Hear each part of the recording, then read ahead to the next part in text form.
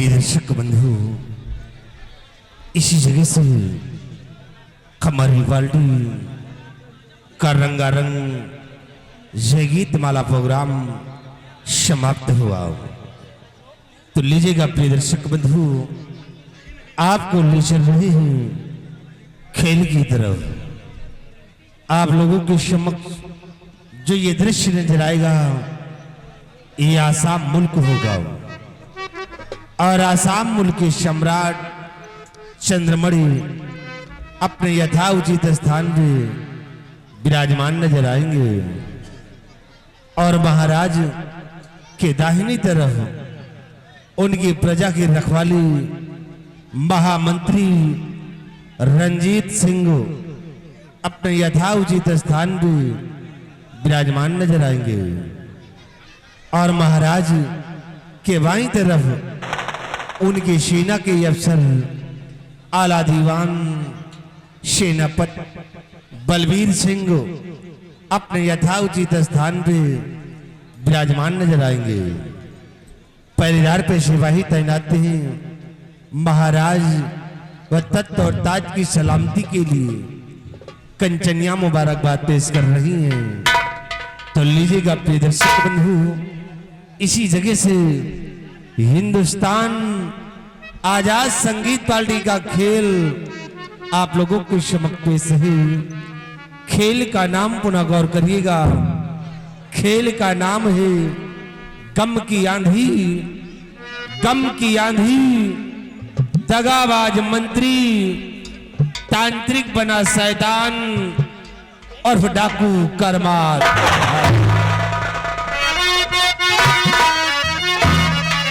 हर क्या प्यारा है ये दरबार, हम सब मिलेगा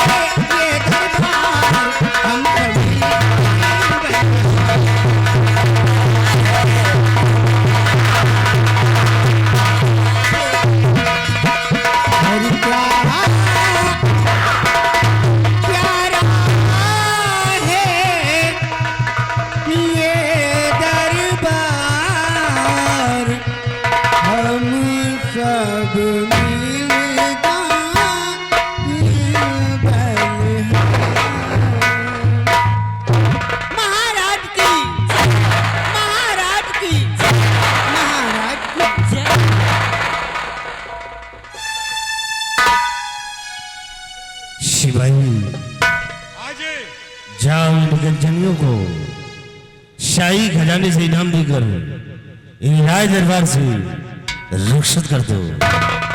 जो आज्ञा हुजूर की। कंचनियों, आसाम मुल्क के शहंशाह का आदाब बजाइए और अपना अपना पुरस्कार लेकर यहाँ से रुखसत हो जाइए।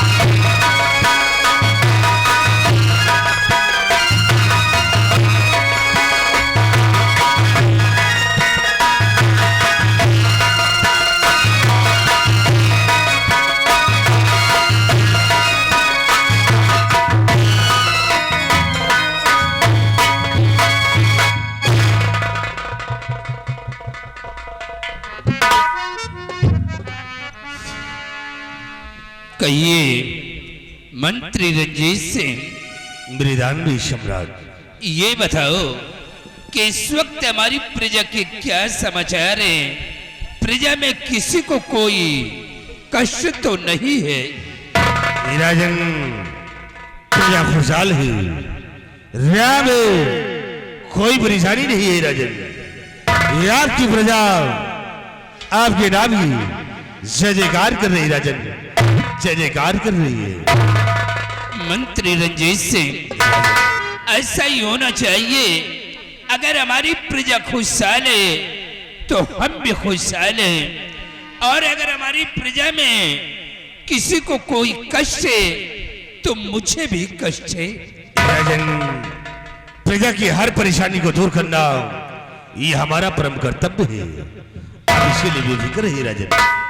लेकिन मंत्री रंजीत सिंह और सेनापति बलबीर सिंह, तुम लोग ये अच्छी तरह से जानते हो कि हमारी महारानी वो एक बेटी का जन्म दे करके भगवान को प्यारी हो गई, और जिस वक्त हमारी महारानी का स्वर्गवास हुआ है उस वक्त हमारी बेटी राजकुमारी दीक्षा सिर्फ 5 वर्ष की थी। लेकिन महारानी के मरते ही अचानक ना मालूम हमारी बेटी को क्या हो गया कि ना वो कुछ बोलती है ना खेलती है, बिल्कुल गुमसुदा उदास 24 घंटे चारपाई पे लेटी रहती है। हमने उसके इलाज के लिए देश विदेश के डॉक्टरों को बुलवाया, लेकिन कोई फायदा नहीं हुआ। मैं हर वक्त यही सोचता हूं कि हमारे ना रहने के बाद हमारे इस ताज और तख्त का वारिस कौन होगा? हमारे ना रहने के बाद हमारे शाही महल में दीपक कौन जलाएगा? बस इसी गम में मैं 24 घंटे डूबा रहता हूं। कुछ समझ में नहीं आता कि मैं क्या करूं और क्या न करूं। राजन, कहते हैं विधि का लिखा हुआ कोई टाल नहीं सकता है राजन। वाकई में जब से महारानी जी का देहांत हुआ है, राजकुमारी जी की आवाज चली गई, ना तो कुछ बोलती है और ना ही भीतर से उठ रही है। महाराज जब देश विदेश का डॉक्टर बाबा बुला गया, लेकिन कोई समस्या का समाधान नहीं हुआ, तो महाराज मैं तो अब आपसे यही कहना चाहता हूं कि शायद राजकुमारी जी अब कभी ठीक नहीं होंगी। इसे महाराज आप राजकुमारी जी का गम अपने दिल दिमाग से हटा दीजिए। नहीं, मंत्री रंजीत सिंह, बलबीर सिंह, इतनी जल्दी हिम्मत नहीं हारना चाहिए। मैं खुद आश्चर्य में पड़ा हूं कि दवा काम क्यों नहीं कर रही। हाँ बलबीर सिंह, काफी दिन गुजर चुके हैं, लेकिन कोई फायदा नहीं हो रहा है। और दवा काम ना करे तो दवा का सहारा लेना चाहिए। क्या दवा का सहारा? हाँ, दवा और दवा में बहुत बड़ा फर्क है। और हमें ऐसा लगता है कि राजकुमारी के ऊपर कोई शैतानी हरकत है, इसीलिए दवा काम नहीं कर रही। इसलिए महाराज मैं आपसे कुछ कहना चाहता हूं। और हे महाराज जी, बिने मानो मेरी,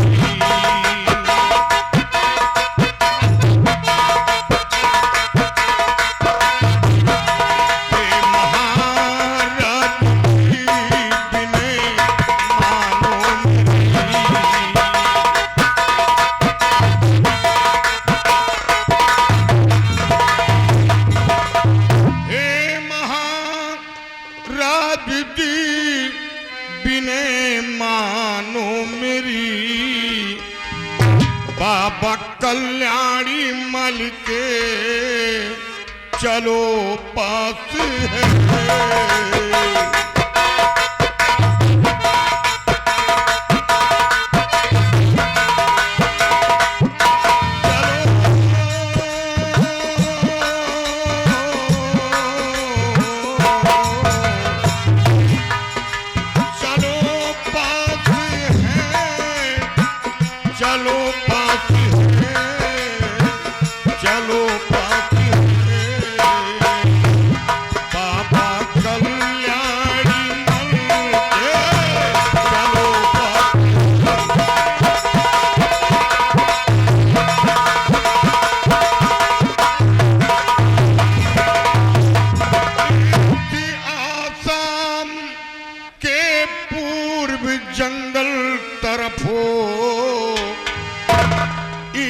आसाम के पूर्व जंगल तरफ रहते दुनिया का करते हैं कल्याणी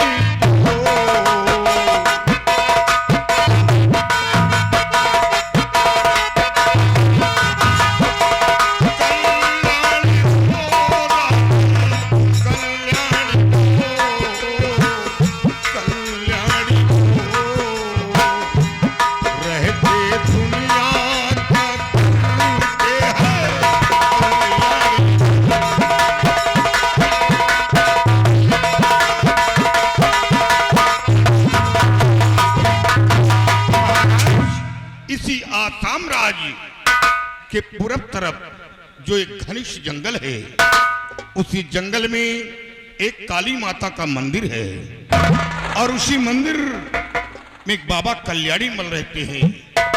एक बार बाबा कल्याणी मल को दिखा दें, शायद बाबा की दुआ से राजकुमारी जी मुसीबत से निजात पा जाएं। बलबीर सिंह, जब दुनिया का डॉक्टर बाबा राजकुमारी को नहीं ठीक कर पाया है, तब वो तांत्रिक और ढोंगी राजकुमारी को क्या ठीक कर पाएगा? रंजीत सिंह, बगैर सोचे विचारे किसी को ढोंगी नहीं कहना चाहिए। हर बाबा एक समान नहीं होते। लेकिन बलबीर सिंह, मुझे इन बाबा और तांत्रिकों पे विश्वास नहीं होता है, क्योंकि बाबा लोग अक्सर विश्वास खाते होते हैं। नहीं रंजीत सिंह, तंत्र मंत्र यंत्र में अभी वो शक्ति है कि अगर चाह ले तो हरे पेड़ को सुखा सकता है और सूखे पेड़ को हरा कर सकता है। अभी वो शक्ति है। बलबीर सिंह क्यों तंत्र मंत्र के चक्कर में पड़ रहे हो? हा? महाराज बलबीर सिंह की बातों पे आप यकीन मत कीजिए, क्योंकि ये आपको गुमराह कर रहे हैं राजन। मैं गुमराह कर रहा हूं? और क्या कर रहे हो? इससे महाराज बलबीर सिंह की बातों पे आप यकीन मत कीजिए। महाराज आप मेरी बात मानिए, एक बार बाबा कल्याणी मल को दिखा दें, भला नहीं होगा तो बुरा नहीं होगा, साथ साथ मां काली के दर्शन हो जाएंगे और बाबा कल्याणी मल को दिखा दिया जाएगा। इसमें हर्ज क्या है? रंजीत सिंह, तुम क्या चाहते हो कि हमारी बेटी कभी वो ठीक ना हो?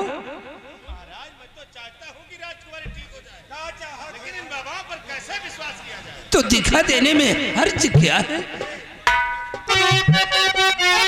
शांत रहो यार, तो ठीक कहना तुम्हारा है बलबीर सिंह, आपकी बात से मैं न इनकार हूं। अगली बात साथ में को मैं चलूं बाबा के डिगना करूं कुछ भी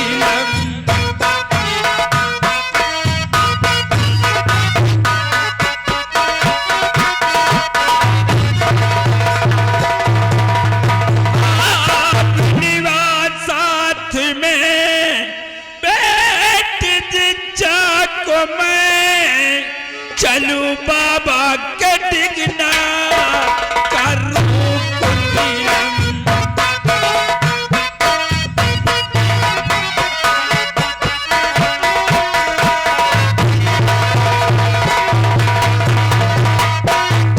बलबीर सिंह, तुम लोगों को यह अच्छी तरह से मालूम है कि बेटी के सिवा और कोई दूसरा संतान हमारे पास नहीं है।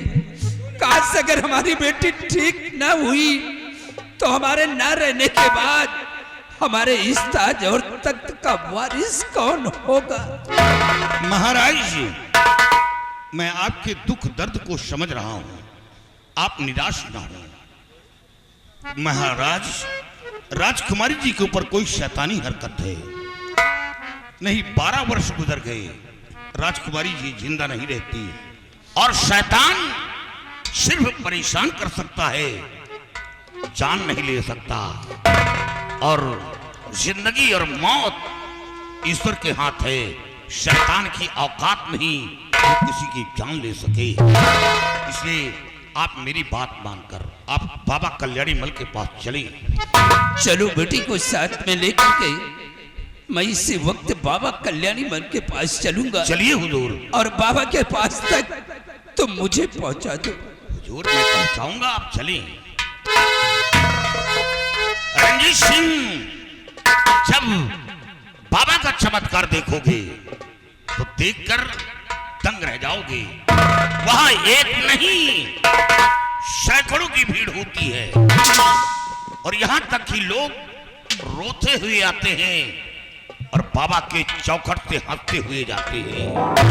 ये चमत्कार मैं अपनी आंखों से देख चुका हूं। ठीक है बलबीर सिंह, चलिए उस बाबा तक चलते हैं और देखता हो कि कितना बड़ा पहुंचा हुआ है वो। ठीक है भाई, चलिए।